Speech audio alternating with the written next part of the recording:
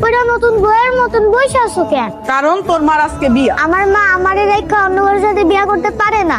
চুপ করে আছো কেন মা? বলো মা, তুমি আমারে রেখে কি চলে যাবো মা? চুপ করে আছো কেন মা? তোর লেগে কি আমার বইনের সারাটা জীবন নষ্ট হইব? ঝামেলা করবি না, কতক্ষণ পর জামাই আর কাজে আইব, এনে বিয়া করে তুই এনতে যা। আমার চোখের সামনে আমার মারে বিয়ে দিবা আর আমি কিছু কম না? এই যে আমি এখানে বসলাম, দেখি আমার মারে কে বিয়ে করতে আসে। তোর মামা যা বলতেছে তুই শোন না মা, তুই যা এখান থেকে। আমার যা খুশি তাই করুক, তারপরে আমি তোমার রেখে কোথাও যাবো। ভাইজান, নাবিলা এভাবে কান্না করতেছে।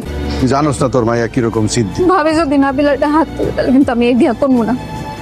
আমার নাবিলার তো আমি কোথাও দেখতে পাচ্ছি না, আর কোনো সারা শব্দ পাইতেছি না। আমার নাবিলা ঠিক আছে ভাইজান?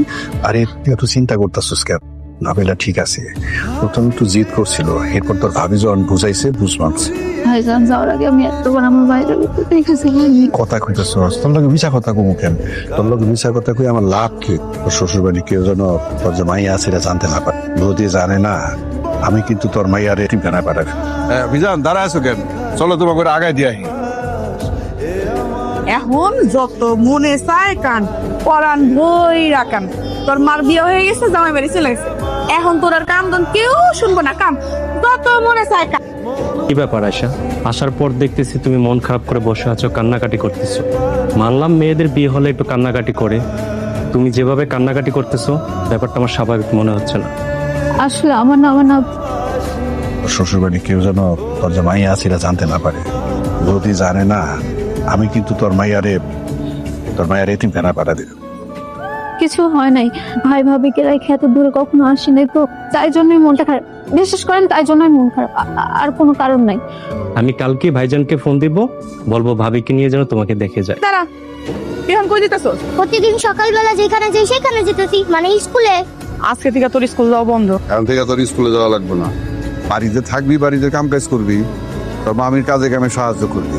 তোর মামির শরীরটা তো ভালো না, এত কাজ একলা করতে পারবো? এতদিন তোর মা এই বাড়িতে আসিল, তোর মামির কাজে কামে সাহায্য করছে। এখন তো তোর মা নাই, কি করবো? তুই করবি। বিয়া আর কি কি কাম করতে হইব বুঝাই দাও, আমি বাজারে গেলাম।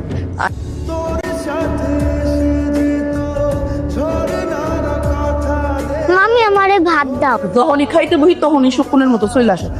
একটা দিন শকুনের দ্বারা শান্তি মতো ভাত খেতে পারি না। আয় দাঁড়ানে। এতগুলো ভাতের সাথে এইটুকু ঝোল দিলা, তাছাড়া এগুলা কি খাওয়া যায়? আর এইদিকে কতগুলো তরকারি আছে, আমারে ওগুলা দাও। মা থাকলে আমার ঠিকই ওগুলা। যেটা দিছে এটা গিয়া খা, শুক্রিয়া কর। আর কথা কথা কবি না, আমার মা থাকলে এই দিত, হেই দিত।